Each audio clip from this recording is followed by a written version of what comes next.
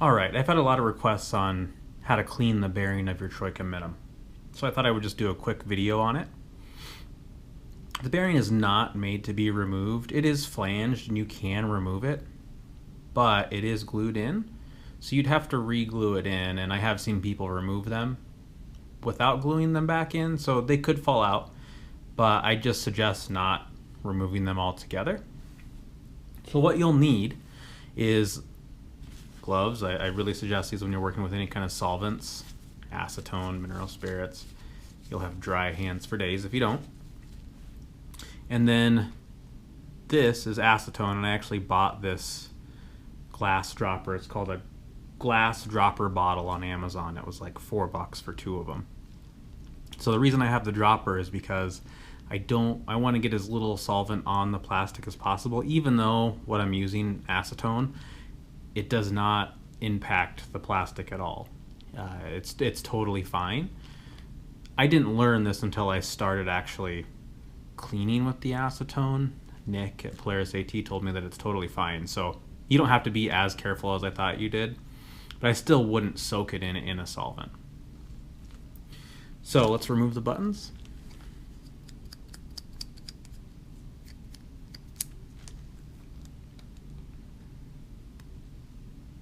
This is my yellow one that I carry every single day. And you can see the bearing, what I'm talking about, it's flanged right on this side. All right.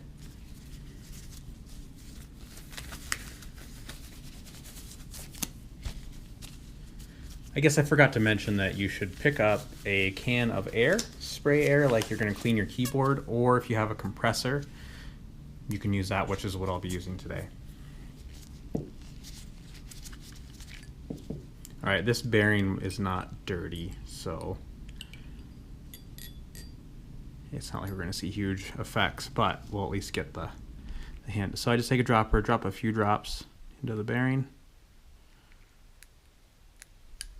I do both sides. And then give it some spin, back and forth.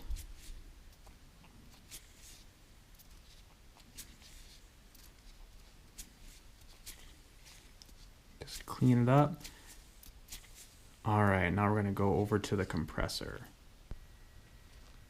All right, out here at the compressor. So at this point, all you wanna do is blow out any leftover debris or acetone within the bearing. Flip it over.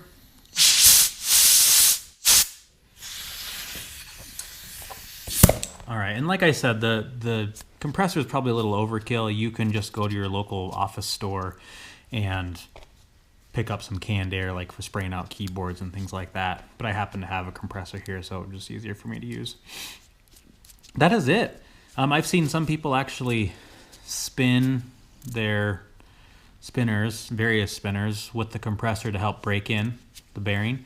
I'm not a fan of that. It's a little dangerous as well, so I won't even show you guys that. But that is it. And if you guys have any questions or suggestions, ways that you're cleaning your bearing, comment and let me know. All right, thanks everybody.